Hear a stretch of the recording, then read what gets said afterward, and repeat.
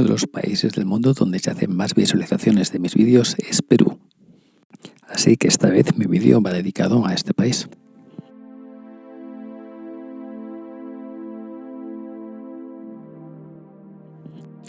Hablaré sobre el día cero de la epidemia, la tasa de contagio, el log-log plot, la tasa de mortalidad y la modelización para nuevas previsiones. Para encontrar el día cero de la epidemia, lo que hemos de hacer es precisamente desandar un camino, que no es otro que el que describe la función exponencial, puesto que en todos los países observados aplica este modelo matemático en su inicio, tal como describí en la tercera parte de esta colección de vídeos. Hagamos zoom en esta gráfica de la función exponencial, donde el número total de casos observados corresponde a la tasa de expansión de la epidemia elevada al tiempo contabilizado en número de días. Tomando dos puntos de esta línea, podemos encontrar la función que pasa por ellos y extrapolar hasta el valor 0. O incluso más fácil, linearizar la función mediante el uso de escala logarítmica para el eje Y. Nos vamos a la curva epidémica de casos totales para Perú y trazamos esta línea sobre el primer tramo recto. Nos lleva a su intersección para el día 24 de febrero. Considerando ahora el periodo de incubación que ha sido calculado por la comunidad médica, de 7 a 14 días, llegamos a la conclusión de que el día cero se establece entre el 10 y el 17 de febrero. Estas fechas coinciden con el probable primer caso que se debe a un piloto de la aerolínea LATAM que había pasado sus vacaciones en Francia y España. Los siguientes 4 afectados fueron sus familiares directos. Hablemos ahora de la tasa de contagio. En el primer tramo de la epidemia, la tasa de contagio tiene que ver con la base de la anterior ecuación exponencial. ¿Y cuál ha sido su valor? Pues precisamente 1,54. ¿Pero se mantiene realmente estable esta tasa en el tiempo? Pues lo esperable es que mejore en el tiempo, de modo que cuando llega al valor de 1 se crea una situación estacionaria y cuando pasa por debajo de 1 empezamos a ver la deceleración y el fin de la epidemia.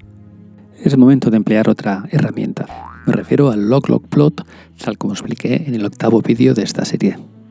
Se trata de representar el promedio móvil de los 7 últimos días para nuevos casos de COVID-19 en escala logarítmica, situando en el eje X la suma total de los casos contabilizados también en escala logarítmica.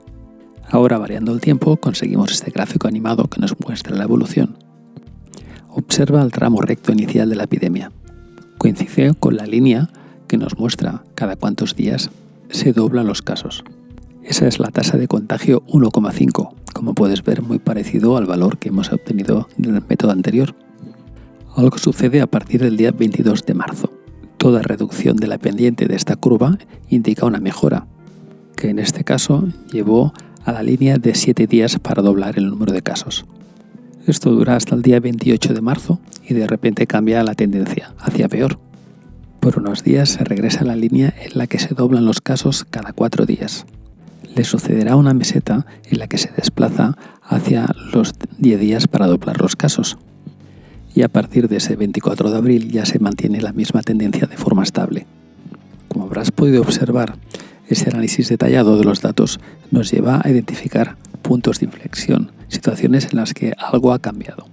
Por lo tanto, sin tener más que orientación matemática, nos puede llevar a una información precisa que nos permite evaluar objetivamente si las medidas gubernamentales aplicadas son satisfactorias o no.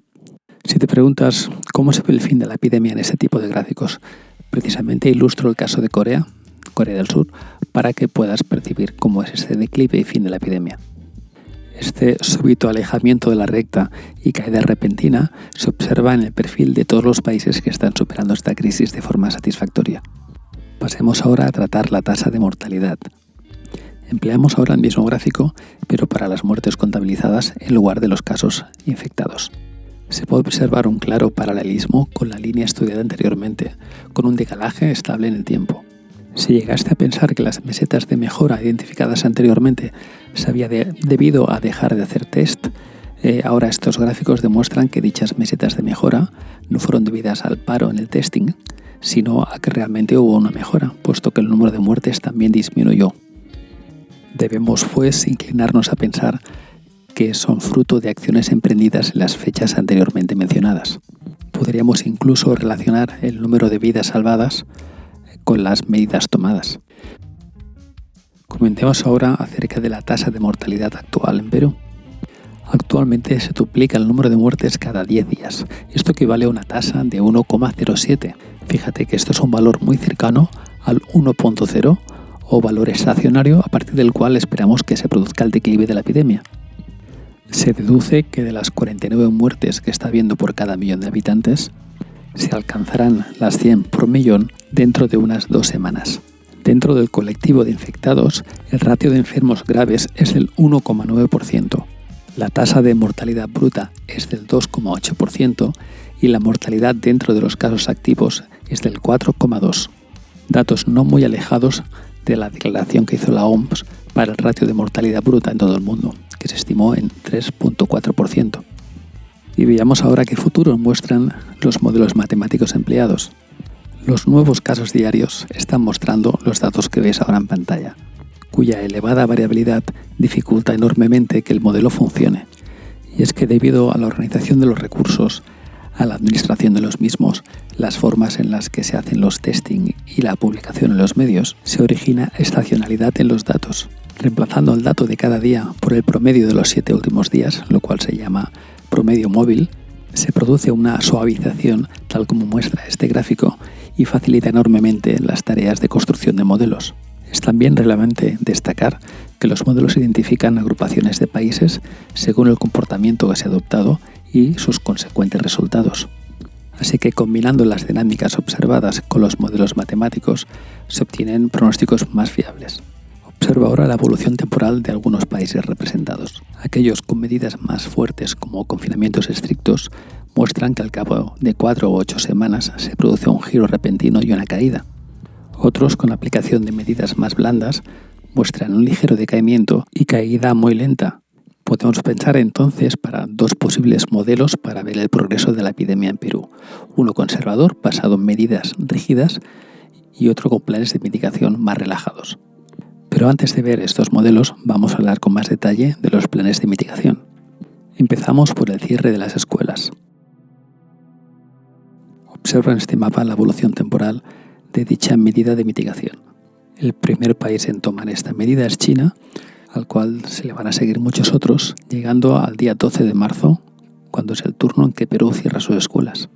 Actualmente, Marruecos, Nicaragua y Madagascar siguen sin aplicar esta medida a día de hoy. Cierre de espacios públicos. De nuevo, China toma de la delantera y se extiende a todo el mundo en la misma medida, llegando a Perú el día 16 de marzo.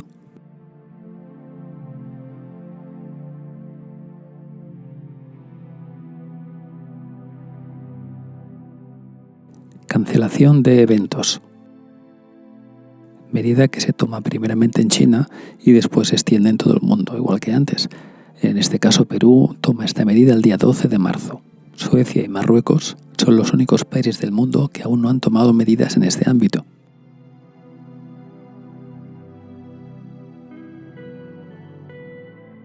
Prohibición de reuniones. No hace falta decir cuál es el primer país. Todos los demás le siguen, llegando a Perú esta medida el día 15 de marzo.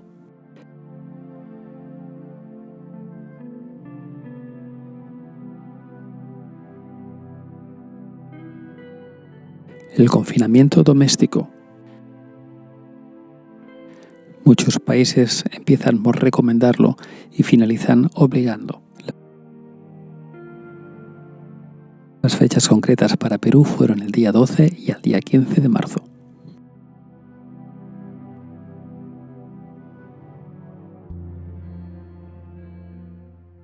Veamos ahora el transporte público.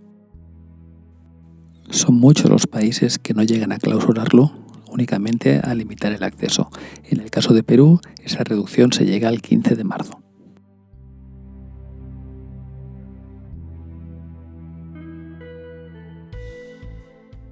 Ahora un aspecto con mucha relevancia, la política de testing de COVID-19.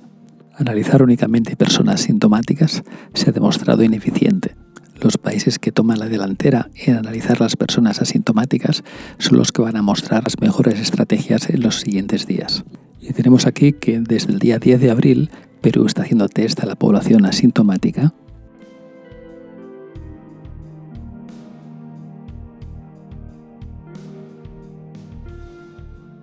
Todo lo dicho anteriormente se puede combinar en lo que se ha denominado el índice de respuesta de estringencia. En una escala de 0 al 10, que va del color amarillo pálido al azul oscuro, muestra cómo cada país ha sido más o menos estricto en la aplicación de estas medidas de mitigación.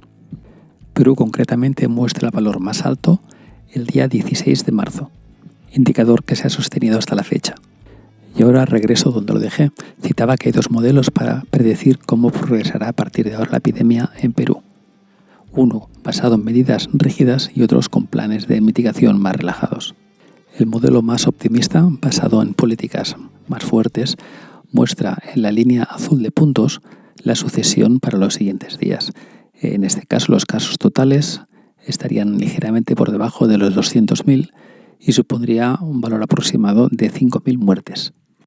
Para el peor escenario, el de un plan de mitigación muy débil, podrían llegarse a los 400.000 casos, lo cual supondría unas 15.000 muertes. Habiendo visto las prontas reacciones del gobierno peruano, me inclino más a pensar que la evolución va a ser la del primer modelo. Pero bueno, ¿esto cuánto va a durar? Ahora soy menos optimista, puesto que los modelos apuntan a que la curva va a permanecer asintóticamente sin desaparecer en el tiempo, lo cual sugiere un estado de latencia en el que el virus no desaparece completamente. ¿No se irá nunca? Sí, terminará cuando la proporción de población inmune supere el 70% aproximadamente. Puedes encontrar la explicación en mi vídeo sobre la inmunidad colectiva. O bien finalizará cuando se encuentre una vacuna efectiva. ¿Es suficientemente fuerte el sistema sanitario en Perú para superar esta epidemia? Perú consiguió mejorar su sistema sanitario durante un periodo aproximado de unos 40 años, tal como refleja este gráfico, que muestra el personal sanitario disponible por cada 1.000 habitantes. Pero desafortunadamente, hace 13 años sufre una fuerte bajada de la cual no se ha recuperado completamente. De este modo, queda como el peor país de los que se muestran en este gráfico. También se observa un cambio importante en la inversión de dinero que hace el gobierno peruano en la salud de sus habitantes, de modo que desde el año 2008 se produce un descenso. El número de camas de hospital por cada 1.000 habitantes se mantendrá en Perú en un número bajo entre 1 y 3. Haciendo zoom para observar más detalle en dicho ratio, número de camas por 1.000 habitantes, se observa que no muestra ninguna mejora, sino al contrario. Esto no hace más que incrementar la debilidad del sistema sanitario frente a esta gran crisis del COVID-19, el cual va a saturar los recursos sanitarios con muy alta probabilidad. El número de casos activos supera hoy los 41.000 y cada día se está creciendo más de 3.000 diarios. A causa de esto puede haber un crecimiento en la tasa de mortalidad mientras esté sobrepasando la capacidad del sistema sanitario. Es recomendable, pues, mantener las medidas fuertes de mitigación y, sobre todo, observar si el log-log plot mantiene esta curva que conduce a la toma de control de la epidemia para pasar a ese estado de latencia en el cual deberemos mantenernos probablemente hasta Navidad o incluso más allá, hasta que lleguemos o bien a tener una vacuna o que se alcance una tasa de población inmune aproximadamente del 70%. Y hasta aquí este número dedicado a mis amigos de Perú, a los cuales les deseo todo lo mejor.